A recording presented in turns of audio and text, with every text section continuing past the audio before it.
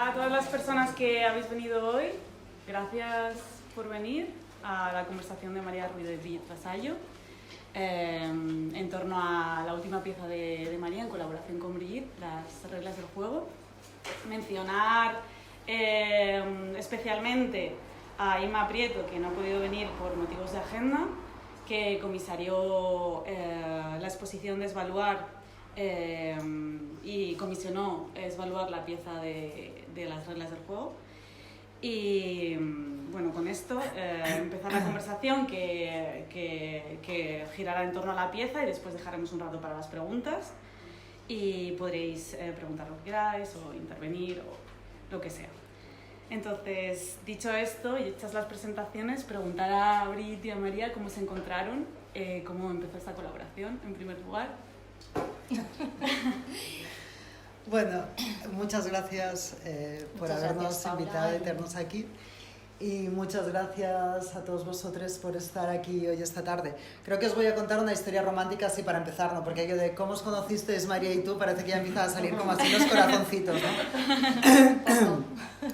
Bueno, nos conocimos porque le mandé un mail, que es como, pues así, yo cuando me apetece conocer a alguien, pues le echo morro a la cosa. Me mandaste un mensaje por academia.edu. Ah, pues imagínate, algo más como para ponerse un poco más de distancia, ¿no? Sí, le mandé un mensaje. Y te dije de quedar, ¿no? No digas exactamente lo que te dije. Pero debió de ser así encendida la cosa, debió de ser porque yo estaba, la verdad es que encendida. Hay que poner un poco en contexto qué me pasó para que yo me encendiese tanto con María y con su trabajo. Era una época bastante complicada en Cataluña y para algunas catalanas, que fue la época del procés. Yo casi nunca hablo de estas cosas fuera de Cataluña, ni dentro de Cataluña, por razones distintas. En Cataluña no me dejan hablar y fuera de Cataluña no se puede hablar de esto porque me captura a la derecha y enseguida se me llevan para ellos. Y entonces al final hay días que estoy así como más tira para adelante y digo que les dé morcillas a todo el mundo. O sea, yo voy a hablar de lo que me ha pasado y pues ya veremos qué hacemos con las capturas, con los bullings y con todas estas cosas, ¿no? Durante el proceso nos pasaron muchas cosas en Cataluña, muchas de ellas muy decepcionantes. De España ya no os hablo porque yo no creo que España nos pueda decepcionar ya más de lo que nos ha decepcionado durante todos estos siglos, ¿no? Pero en Cataluña pasaron muchas cosas y pasó también que hubo una gran parte de la izquierda, por no decir toda, que seguramente es gente que admiráis, que habéis comprado sus discursos emancipatorios y toda esta parafernalia de la revolución, que de repente decidieron que las personas que teníamos genealogías migrantes éramos colonizadoras y nos expulsaron del significado. Hubo gente que lo hizo muy activamente y hubo gente que no lo hizo activamente, pero que se quedó callada delante de esta aberración de comparar una vez más un proceso migratorio con una invasión. Esto es una de las cosas que nos han pasado. Para mí extremadamente dolorosa y extremadamente decepcionante. Y en esa historia de repente sentirme expulsada del lugar al que yo pensaba que pertenecía, una vez más, porque eso ya me ha pasado en el género, como a muchas de las personas que estáis aquí, ¿no? De pensar que pertenecéis a algo y que no hay manera de encajar eso y que recibas violencias todo el tiempo, pues me puse un poco a preguntarme quién soy. Y en ese quién soy, pues aparecieron, entre otros materiales, estas cartografías de María, su trabajo, y ese trabajo, pues viendo precisamente esta película que tenemos detrás y el plan Rosebud en concreto, me dio un montón de oxígeno y pensé, esta película también habla de un proceso que yo he vivido y del que nunca hemos hablado porque no hemos hecho la memoria que necesitábamos hacer.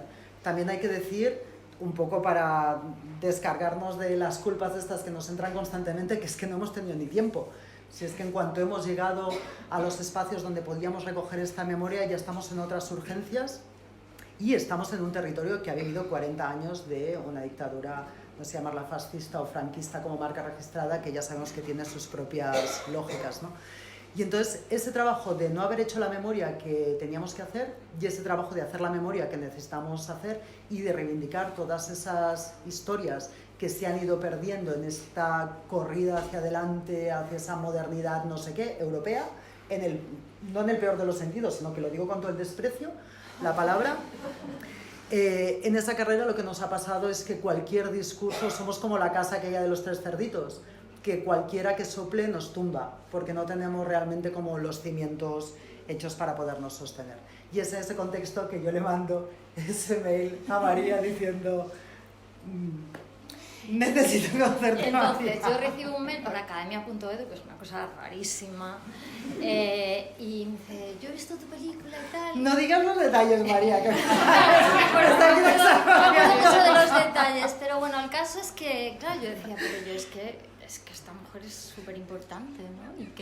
Y yo lo conocía porque era escritora y tal, y entonces me dice, pero tú eres gallega. Y ahí, o sea, ahora nosotros hablamos en castellano para que entendáis y tal, pero nosotros hablamos en gallego, porque, y esto luego abundaremos más, lo que tenéis detrás es la historia de migración de mis padres y cómo yo fui a Alemania a conocer la fábrica, bueno, a conocer no, porque ya la conocía, a reconocer la fábrica de mis padres y a hablar de algo de lo que aquí habla muy poca gente, en el arte y en el cine, que es de que somos un país de migrantes y somos un país de pobres, nosotras más pobres porque venimos de pobre.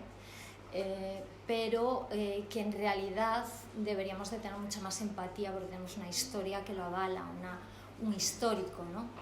Sin embargo, nos hemos convertido en una especie de nuevos ricos repelentes con una ley de migración absolutamente injusta y también por esa falta de memoria, ¿no? Por esa memoria desplazada y que no tiene en cuenta, desde luego, la cuestión, las capas de subalternidad de las que hablábamos antes, de clase, de género, de raza, y que, bueno, un poco de lo que queremos hablar hoy es de por qué traer estos temas a la producción cultural, que es un sitio que en principio nos estaría vetado, incluso vedado, o donde desde luego somos extranjeras y nos hemos tenido que reconvertir en otras personas.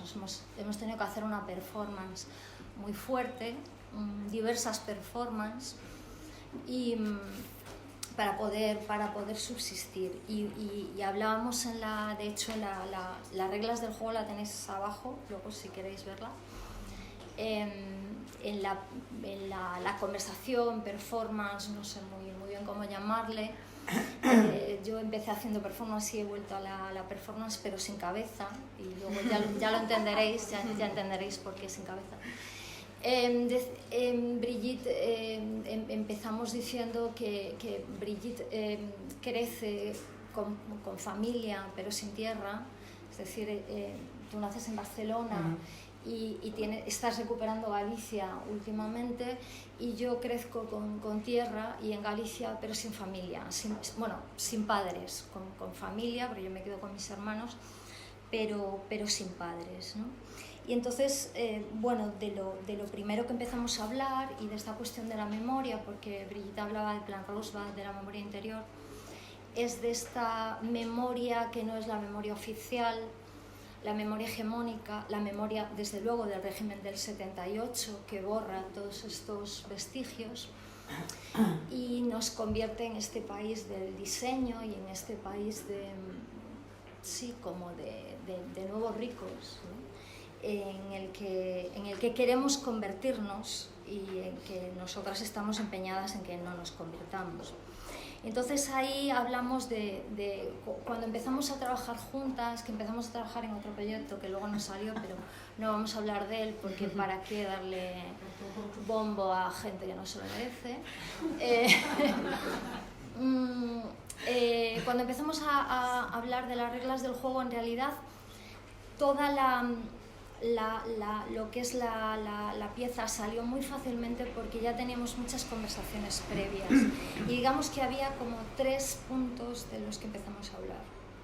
El primero era de dónde veníamos y de las genealogías que queríamos afianzar o que necesitábamos para poder seguir adelante, porque esto también es algo que ocurre mucho en el Estado español, que es una especie de adanismo, ¿no? De pensar que lo que te pasa a ti no le ha pasado a nadie, que estás sola en la vida, si eres mujer ya ni te cuento.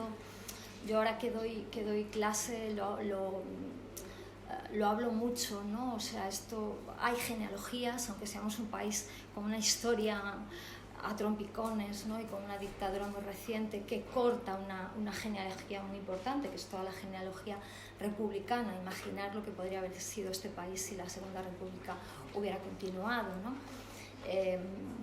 Bueno, eso es política ficción, ¿para qué lo vamos a...?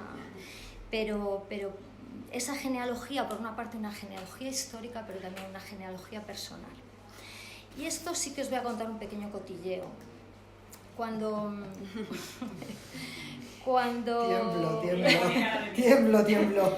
Bueno, primero daros las gracias por estar aquí en una tarde playera casi, que no os he dicho, y por estar aquí en un momento donde hay tanta contraprogramación, un día con tanta contraprogramación. Bueno, pues os cuento que cuando nosotros rodamos esta pieza en Palma en enero, y bueno, en el hotel donde estábamos, cuando fuimos a cenar, pues había una persona que conocimos a través de Svaluar, y que empezó a hablar de su estirpe. Una cosa es la gente que tiene estirpe y otra que somos unos pringaos, unas pringadas, no tenemos nombre, somos los sin nombre, los nadie, pero sí tenemos genealogía, señora, que conste.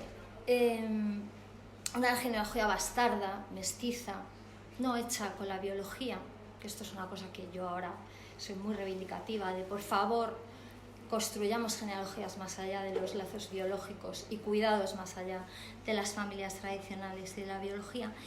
Entonces, esto nos espoleó mucho, o sea, nos puso de muy mala hostia hablando, porque esta gente que te cuenta, ¿y tú de quién eres? De fulanito, ¿no? Y tal, y tú te das cuenta que en realidad no eres de nadie, porque tú no sabes quiénes son tus bisabuelos, no tienes estirpe, aunque tengas genealogía, insisto. Entonces eso nos disparó mucho a la hora de hablar, o sea, de la conversación, y nos dimos cuenta de lo importante que era construir algo, un techito, un lugar acogedor para aquellos que no tenemos estirpe. Y también que estamos trabajando en medios que son de esa gente que tiene estirpe. La producción cultural, el aparato de representación, el lenguaje, han sido históricamente controlados por una clase social, aunque hablar de clase, a lo mejor algunas, yo esto lo veo en clase, resulta muy rechinante, o suena como marxista, trasnochado, sí. Pero lo podéis llamar de otra manera, si queréis. Podéis llamar precariedad, fragilidades, le podéis llamar como queráis, pero que no todos partimos del mismo lugar y que no todos tenemos el mismo capital económico, el mismo capital cultural y el mismo capital social, y que eso se llama herencia, y que algunos llaman meritocracia, pero la meritocracia son los padres, como todo el mundo sabe. Pues nos parecía importante, y de alguna manera esa pieza habla de eso, habla de la necesidad de construir lugares que puedan ser habitables, o pequeños trocitos de esos lugares que puedan ser habitables, de ocuparlos y de ocuparlos resistentemente, porque como decíamos antes, nosotras no nos representamos a nosotras mismas solamente, sino que estamos aquí en nombre de gente que nunca ha podido hablar, que nunca ha tenido esta oportunidad de que escuchen 50 personas, como mi madre, como mi padre, como su madre, como su padre, como muchos de vuestros abuelos o vuestros padres, o gente que conozcáis, ¿no? Que no ha tenido ese privilegio de clase, ese privilegio de género, ese privilegio blanco. Nosotras no hablamos de esa capa de subalternidad, porque también sería que habláramos por la gente racializada, ya sería el colmo. Pero si aún encima añades esa capa de subalternidad, pues las cosas se van complejizando. Y bueno, eso es un poco el disparadero, ¿no? Un tema como que sobrevuela, o que todo el rato la pieza y vuestra colaboración, es la idea de la vocación, ¿no? Dentro de todos los trabajos asociados como a la industria cultural, ¿no? Y con todas las connotaciones que tiene la palabra vocación, como una cosa de la llamada, y así. Sí, déjame recoger antes una cosa sobre esto que hablábamos de la memoria. y que yo también, como me hizo mucha ilusión que María me propusiese este trabajo, porque devolvía de alguna manera nuestra memoria hacia la oralidad, que es una cosa que a mí me tiene obsesionada. Yo vengo de un contexto donde lo que yo he oído decir siempre es que éramos analfabetos. Analfabetos con toda la carga, por supuesto, negativa que tiene de eso, ¿no? De esa gente que no alcanza la modernidad y las formas de la modernidad. Además, también con esa cosa de la clase, que es que quien es pobre parece que es porque quiere, porque como con el esfuerzo tú consigues cualquier cosa, y entonces esos pobres, que además son pobres porque lo merecen, pero que tampoco pueden ni levantar la mano y decir, oiga, los procesos históricos y tal, ¿no? Todo eso pues no existe. Entonces, las que venimos de una historia de diáspora, hay como dos ejes, ¿no? Uno de ellos es que esa oralidad, que era nuestro contexto de memoria, para empezar se pierde porque perdemos el contexto. La oralidad necesita de estar inscrita en un lugar donde constantemente esa memoria esté funcionando y esté operando. O sea, la memoria en la oralidad no se hace así yéndote a una clase y que hay una persona allí que te está diciendo, sino que sucede todo el rato, sucede mientras vas a llevar las vacas, sucede mientras pones la mesa, todo eso es la memoria en la oralidad. Y todo eso lo perdemos porque se nos saca de contexto. Y luego está toda la otra cuestión de cómo esa misma tradición oral pasa a ser mal llamada analfabetismo y pasa a ser despreciada. ¿Qué va a tener que aportar esa gente que no tiene nada que aportar, que ni siquiera han sido capaces de salir de pobres y aprender a leer y escribir? Todo esto es como también genera una tensión en alguien que se ha dedicado a escribir. Y entonces es también pensar cuáles son las formas de darle un giro a eso, de no capturar esa oralidad por mucho que yo trabaje escribiendo, y cómo devolverlo de alguna forma a esa misma oralidad y que pueda ser recibida desde ahí, ¿no?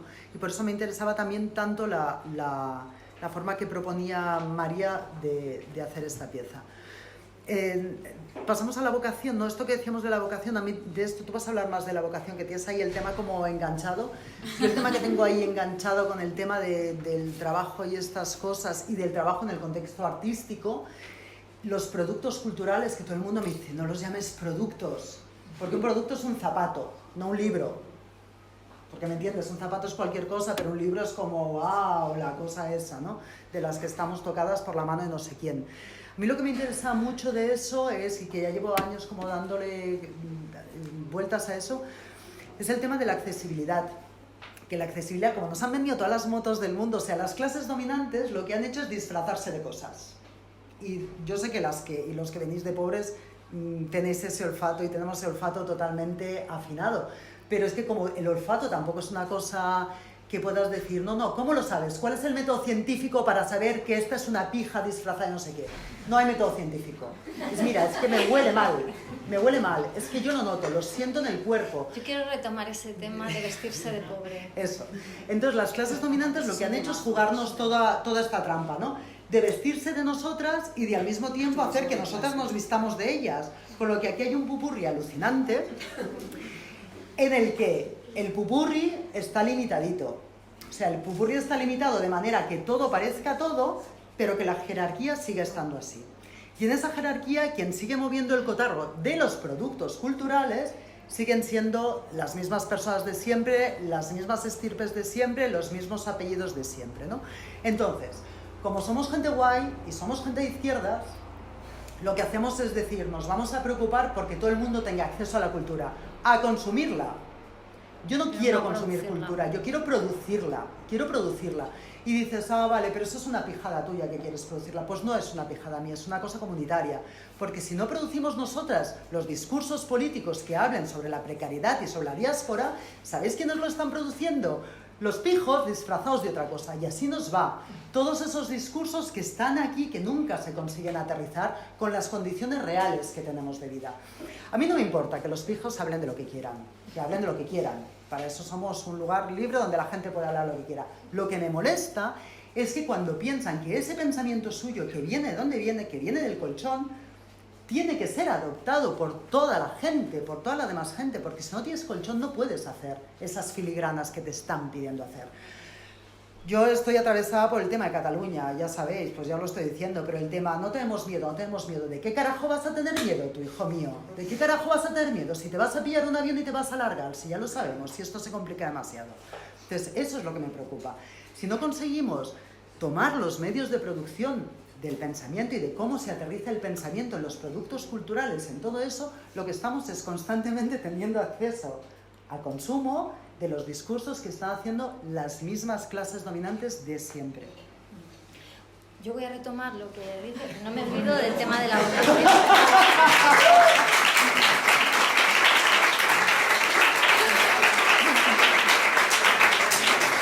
¡Qué gusto!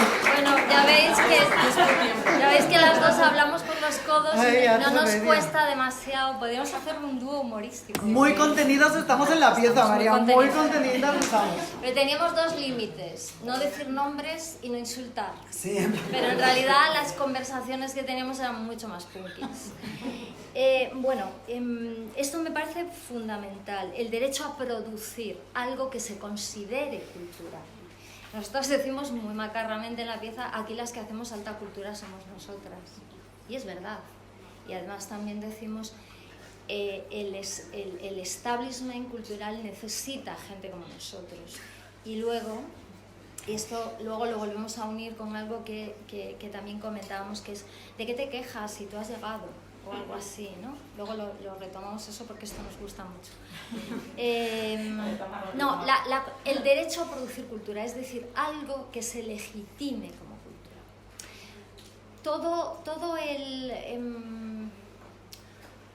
Todos los sistemas del mundo y el sistema mundo en sí tienen unas normas que no están escritas. Entonces, cuando tú perteneces al secreto club de esas normas, tú las vas mamando en el biberón, en los potitos, te dan esas normas y tú cuando llegas y no has tomado ese potito, tienes que orientarte, pero no están escritas, no son normas escritas. Entonces hay algo que es muy opaco en cómo debes actuar y en cuáles son los procesos del recorrido para convertirte en algo así llamado artista. Y la clave está en los procesos de legitimación. ¿Quién legitima que eres artista? Entonces, claro, quien sigue legitimando quién es escritor, quién es artista, quién merece estar en el canon del canon, ¿no? Pero hay muchos cánones. Podemos decir, no, nosotros queremos otro canon diferentes, pero tenemos nuestro propio canon también. Canon de las feministas, de las tal, hay siempre canon, ¿no? Entonces, ahí hay una capa de opacidad más, y eso me parece fundamental. Tratar de construir, no solamente de producir, no solo de consumir cultura, sino tratar de construir nuestros propios sistemas de legitimación, que vayan más allá, o por lo menos que descosan los sistemas de legitimación, digamos, tradicionales. Eso me parece fundamental y ponerlos en cuestión. ¿Por qué es ese artista? Por ejemplo, esto lo decíamos estos días, ¿no? En el día de la inauguración y ayer por la noche tal, y lo hemos hablado 1000 veces. Si nosotros fuéramos tíos, seríamos la hostia. Si fuéramos tíos norteamericanos, seríamos el puto canon. Pero como somos unas pringadas españolas, o lo que queráis, ¿no? Gallegas, y tías, y tíes, pues ¿entendéis lo que os quiero decir? ¿No? Hay escaleritas, nada, todos somos iguales, no todos somos iguales, y no somos legitimados igualmente. Y hay cosas muy sutiles, o sea, lo del género es muy poco sutil, la verdad. Pero de género aún se habla, pero de clase no. Y la racialización puede que esté muy de moda, pero hostia, cuando eres una persona racializada, qué complicado es llegar hasta aquí. Os aseguro que yo doy clase en una facultad de Bellas Artes, en mi clase no hay negros, no hay chinos, hay muy pocos latinoamericanos, y los que vienen con becas y suelen ser oligarquía, ¿no? Suelen ser de determinada clase social. Y no me olvido esto tiene mucho que ver con el de performar un personaje, que luego seguramente abundaremos en ello, y performar ser pobre o tematizar cosas de pobres, tematizar cuestiones de clase. Y cuando eso pasa a ser un tema, esto nos ha pasado con el feminismo. Ojo, que ahora los tíos son los que más saben de feminismo. Atención, que hacen el canon del feminismo y dan clase de eso. Entonces, Ojo con esto porque siempre hay esa performativa que todo bien, como debería, que cada uno puede vestirse de lo que quiera. Pero yo por si acaso siempre me he visto muy bien, por si acaso, para performar bien el personaje. Porque yo no me puedo permitir ir a una boda vestida de pobre. Y el pobre sí se puede, eso sale muy bien en el texto de Brigitte, que luego me gustaría que hiciéramos una parte especial, porque es un texto regalo. De hecho, esto lo puedo contar, ¿no? Que yo estaba en el hotel porque me dijo Brigitte, ¿quieres leer el texto?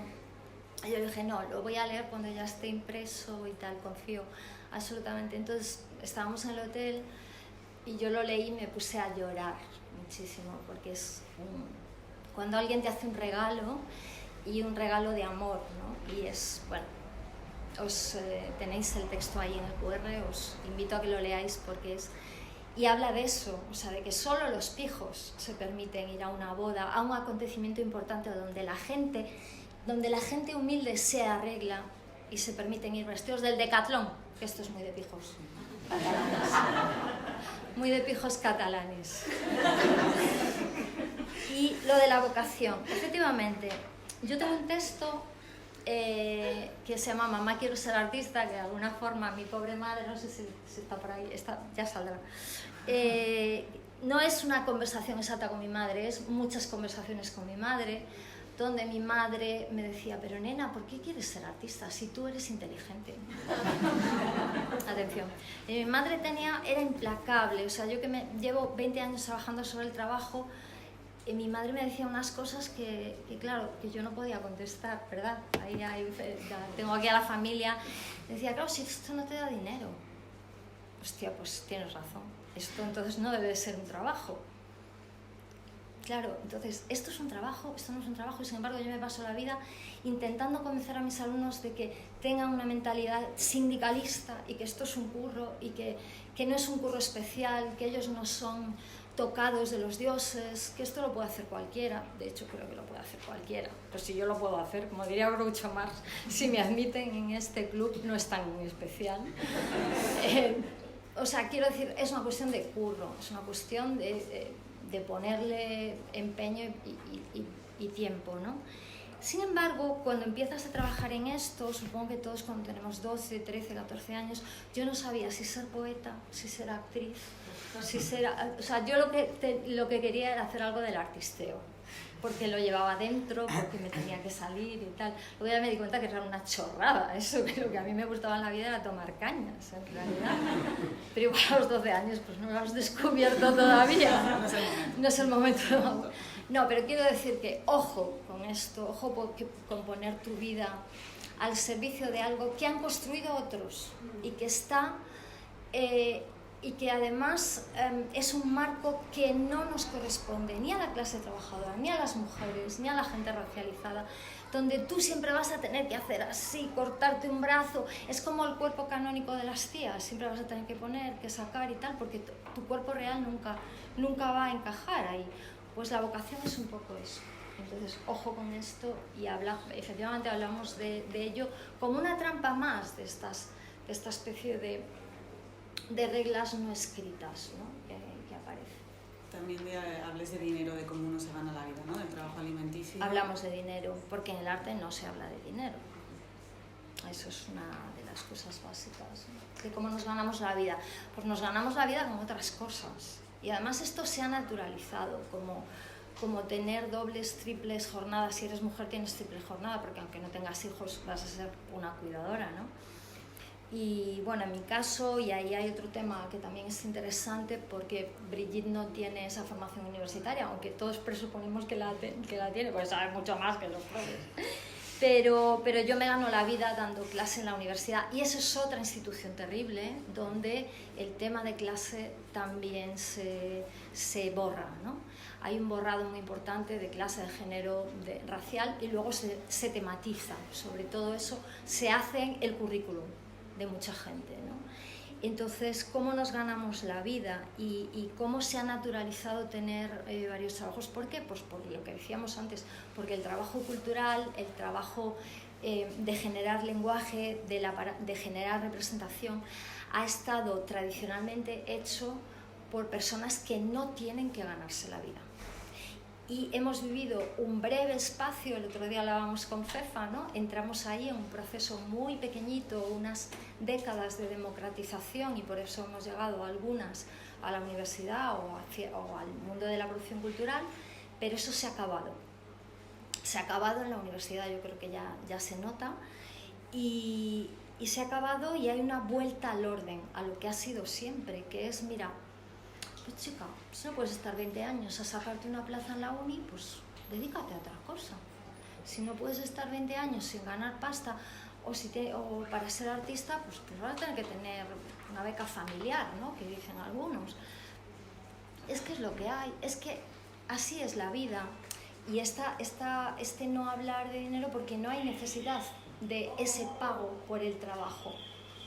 Y claro, eso es una exclusión de clase total. Total. Y te cedo ya la palabra. Sí, recojo así como varias cosas que has comentado y que hemos hablado muchas veces. Cuando María dice como el derecho a producir algo que se considere cultura, a mí me parece clave también eso, porque cuando pones el foco ahí, la respuesta es todo es cultura, ya sabéis, ¿no? O sea, como todas esas cosas que se esquivan, y efectivamente todo es cultura. Por eso yo prefiero hablar de los productos culturales que entran dentro de un circuito concreto. Y la producción de esos productos culturales necesita de la sostenibilidad material, si es que la cosa es así de aterrizada. O sea, necesita que puedas cobrar por el trabajo que haces, que no se te esté mirando mal porque resulta que no haces las cosas no sé cómo, y que no se suponga que tú puedes estar sosteniendo unos precios y unas formas de hacer que son totalmente insostenibles. Yo os hablo de la industria del libro, que es la que conozco bien. El tema de la sostenibilidad material en el tiempo, porque no se trata solamente de una obra en concreto, sino que pueda seguir como desarrollando todo ese pensamiento. Por cierto, quiero hacer un apunte. Cuando María dice que tenemos que generar circuitos de legitimación alternativos, yo os quiero decir que yo me siento súper legitimada por todos vosotros, que sois las que habéis hecho con el día a día que yo siga estando aquí. Porque si dependo de todos esos tinglados, pues ya sabéis nada. Pero sí que hay un sustento continuo que estamos haciendo entre todas para que algunas cosas sucedan, ¿no? Entonces, en ese sentido, sí. Pero luego, cuando hablamos, yo veo a veces como si encuentros de editoriales alternativas y tal. Yo hablo de las cosas alternativas porque, joder, es en lo que estamos. Y si vamos a construir la misma mierda, pues yo qué sé, vámonos a, no sé, a cualquier otra cosa. Pero entonces, cuando hacemos encuentros, ¿no? Del mundo editorial, alternativo, tal, la ecología del libro, todo el rollo, cómo se sostiene tal, y nunca hay autoras, ¿quién hace los libros, por favor? Cuando yo hago esta crítica, me dicen, es que te vas a cargar, tú no sabes lo difícil que es. Yo no sé lo difícil que es. Yo que me he tenido que autoeditar porque no me quería ni el Kiko, yo que he carreteado y carreteo libros en mi maleta para venderlos mano a mano para sostener esto, yo no sé lo que. Lo que pasa es que no da la gana, no es que no se pueda, es que no da la gana. En ese sentido, no quiero hablar mucho de eso, porque creo que lo tendríamos que hablar conjuntamente con La Oveja Roja, pero yo tengo un pacto editorial con La Oveja Roja que ni de lejos es un 8% o un 10% del precio de venta, que es lo que nos llevamos las productoras, las labriegas del libro. ¿Dónde se va el otro 90%? 90%. Pues a la editorial, a la distribución y a las librerías, porque es que resulta que tienen que pagar luz y agua. Yo no pago, yo escribo a oscuras, ¿sabéis? Y a mano. Y a mano, claro, joder. Entonces, ¿qué pasa? Que nunca vamos a apuntar eso, que no buscamos otras maneras. Por eso quiero hacer el apunte de La Oveja Roja, porque yo tengo un pacto editorial que es totalmente distinto. Y están ellas vivas, y está la editorial sobreviviendo, y estoy yo viva y sigo produciendo y sigo pudiendo escribir. O sea que sí que es posible, lo que pasa es que no da la gana. No da la gana. El tema de la academia que decías, ¿no? Que esto es como una vuelta de tuerca también como súper interesante, ¿no? De cómo las instituciones, que es la academia, como el Estado, como el matrimonio, como toda esta mierda que es toda la misma, lo que consiguen es capturar todo el imaginario. O sea, es como una trampa súper perversa constante, ¿no? De ser el ratón que estás en la rueda. Yo no tengo estudios universitarios, ya no sé dónde más ponerlo. Voy a ir con camiseta. No tengo estudios universitarios, no tengo. O sea, ha sido durísimo vivir en este país sin estudios universitarios, ha sido durísimo, pero no los tengo y ahí estoy, ¿no? Lo que pasa es que para demostrar que puedes hacer pensamiento crítico y poder hacer esos productos culturales y todo ese rollo sin tener los estudios universitarios, tienes que coger las maneras de las clases dominantes. hubo una época en que había que decir performatividad, colegas. Yo no sé si sabéis lo que es la performatividad. Yo aún la puedo, o sea, os la podría explicar así un poco cogida con hilos, porque la cosa es jodida. Había que decir eso todo el tiempo. Pim, pim, pim. Yo tardé en saberla pronunciar porque si no, como que no tal, tu discurso no tal, ¿sabes? No podía estar diciendo cosas súper importantes, rollo, o sea, que viene el fuego y que nos vamos a quemar, pero como no lo decías de forma así, performatividad, no funcionaba, ¿no? Entonces, tú coges todas esas maneras para que el discurso pueda como entrar y encontrar el altavoz que quieres que tenga y que mereces que tenga y que quieres que tenga, ¿no? También para entregarlo. Y lo que sucede con eso es que como has cogido esas maneras, tú se te pasa a entender como académica, porque la academia lo que hace es capturarlo todo, y entonces ni siquiera la posibilidad de que haya una grieta, eso desaparece de nuestro imaginario. Hasta ese punto estamos capturadas. Como desaparece el imaginario, el amor, si no es el amor romántico, como aparece todo. Como desaparece el imaginario de la comunidad, si no es a través de un Estado-nación o de no sé qué tinglados, ¿no? Esto es lo que sucede todo el rato, ¿no? Entonces, ¿que tenemos que pasar por esos tubos? Pues tenemos que pasar por esos tubos, si es que no hay otra. O sea, hay que pasar por esos tubos, no hay otra.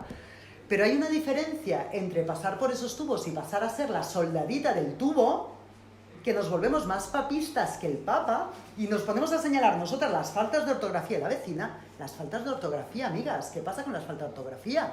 Si eso es un invento clasista como la copa de un pino.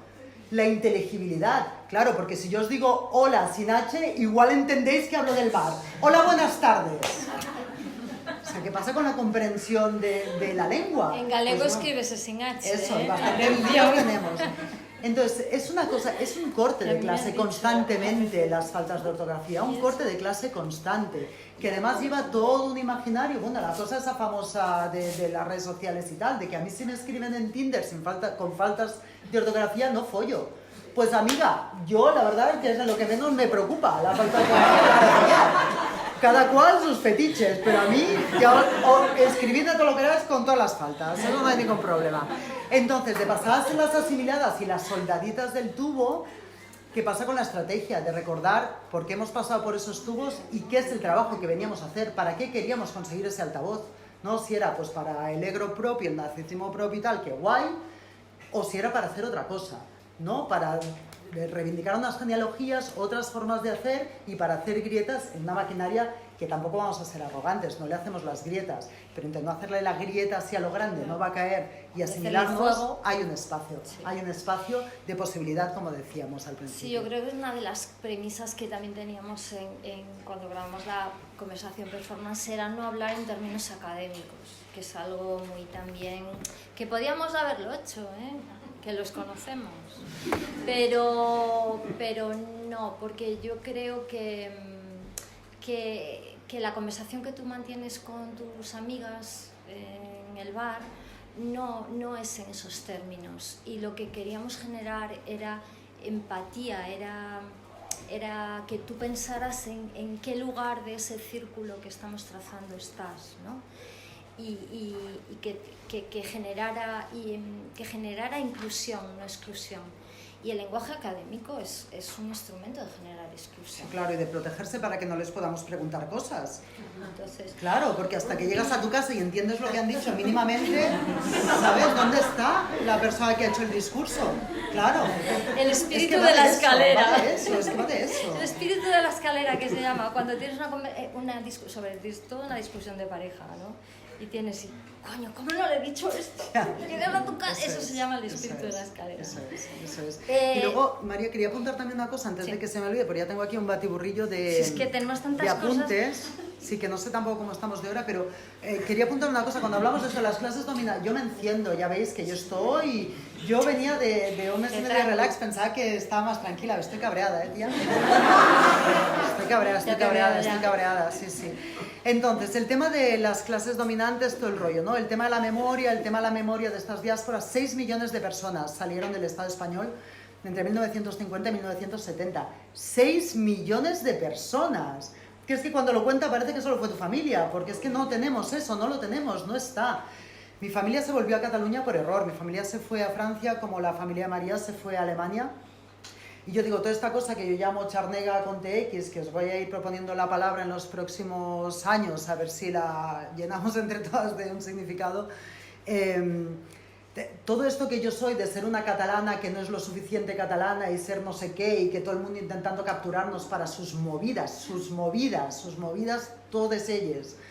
En realidad, en mi caso, es un maldito error de cálculo, porque mi familia, cuando yo iba a nacer, pensaban que volvían a España. Si llegan a tener la más mínima duda de que Cataluña remotamente podía no ser España, no hubiesen ido allí. Pero fueron allí y se siguieron encontrando que eran emigrantes cuando habían decidido y habían logrado dejar de hacerlo.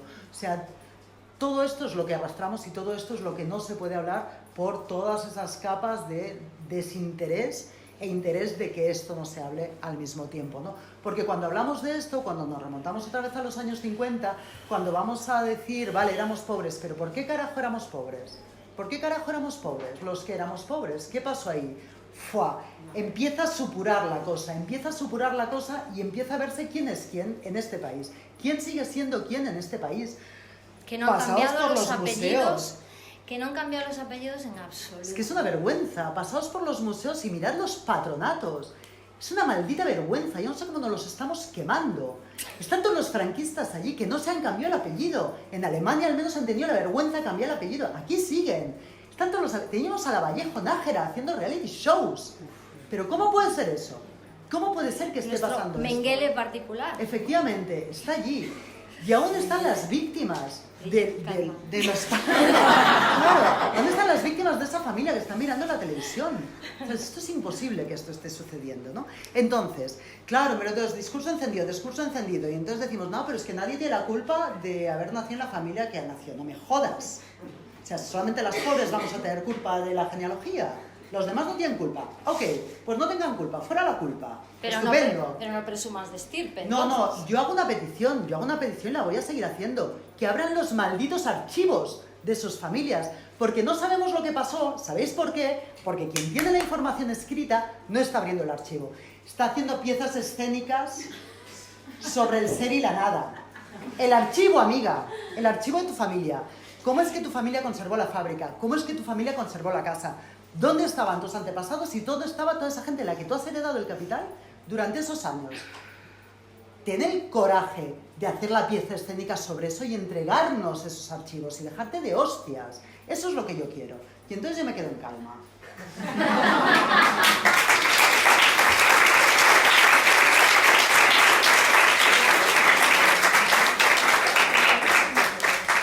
Bueno, yo voy a recuperar un poco la línea aquí en el vals que estamos bailando y introducir como los temas finales ya, porque aunque penséis que no, esto está preparado.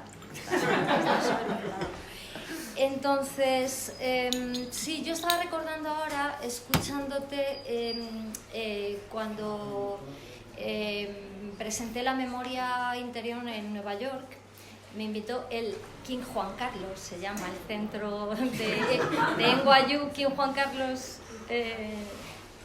ex rey, King Juan Carlos.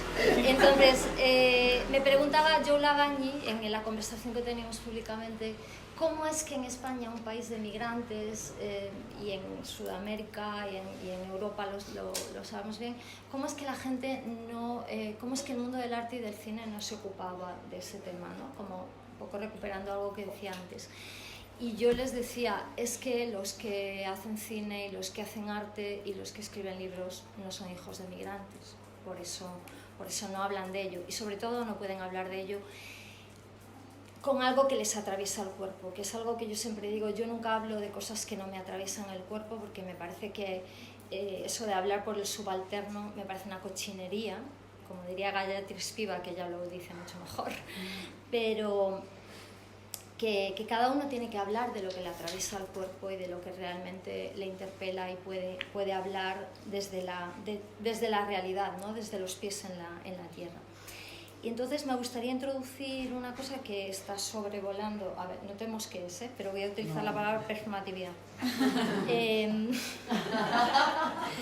Entonces, toda la pieza, claro, se llama, es una conversación performance. ¿Por qué?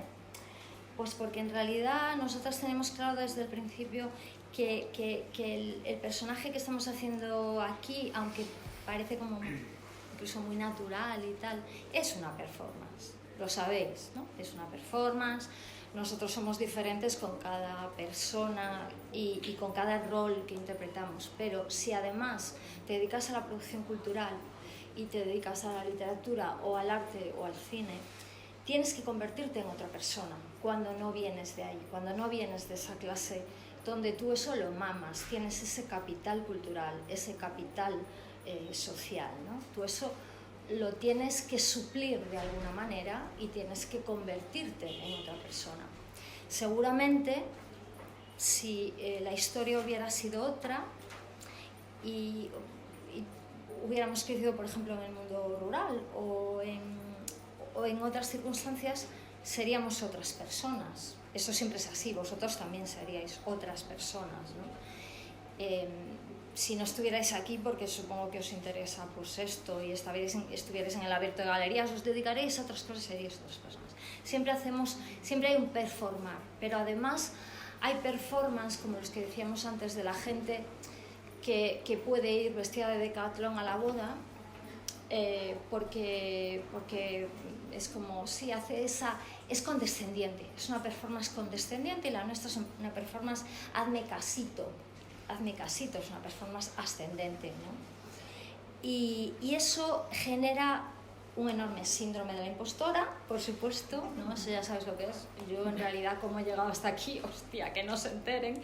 Yo decía, mi mamá, quiero ser artista. Yo iba a las inauguraciones y decía, madre mía, qué mal lo estoy pasando, pero bueno, voy a aguantar un poco a ver si conozco a algún curador Pero era, o sea, yo vomitaba al llegar a mi casa, no sé cómo deciros, o sea, era horrible. ¿Por qué? Porque te convierte en una persona súper frágil, una persona estás muy insegura todo el tiempo y te das cuenta de algo que yo he tardado mucho en ponerle palabras, que es la enorme violencia estructural en la que vivimos. Violencia estructural del Estado, violencia estructural por ser mujeres, violencia estructural por ser de una clase que no tiene los códigos adecuados, violencia estructural si eres negro. Bueno, hablábamos el otro día, ¿no?, de chavales que los paran en la calle simplemente porque están racializados.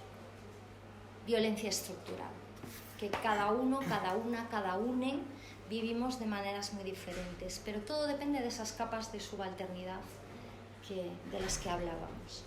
Y ahí llegamos pues a cómo hemos llegado hasta aquí. Al fin y al cabo nos estáis escuchando, estamos ocupando una galería, tenemos trabajos que circulan por el top, ¿no?, de lo que es la producción cultural en el Estado español, incluso fuera del Estado español. Entonces, claro, hablar de violencias institucionales, siempre hay alguien que te dice, esto sale en la pieza, bueno, tú has llegado, no te quejes, ¿no? ¿Qué me estás diciendo? ¿Que entonces me tengo que callar y no hablar de esto, ¿no? El no muerdas la mano que te dé de comer, eso es como muy esto es muy de este país, además, yo esto lo he oído mucho, ¿no? Y nosotras decimos algo que yo creo que es durísimo decirlo y es durísimo aceptarlo, pero es así. Nuestro éxito individual o el éxito individual, yo no considero mucho que tenga éxito, pero bueno, lo que consideréis que es el éxito a nivel social o personal o lo que sea, en realidad es un fracaso colectivo de esta genealogía. Y por eso no nos podemos ir, por eso tenemos que estar aquí y resistir y aguantar y ensanchar, descoser esos bordes, porque si no, que sí que se van a quedar todo el terreno. ¿Quieres añadir algo más? Yo creo que chimpún, ¿no?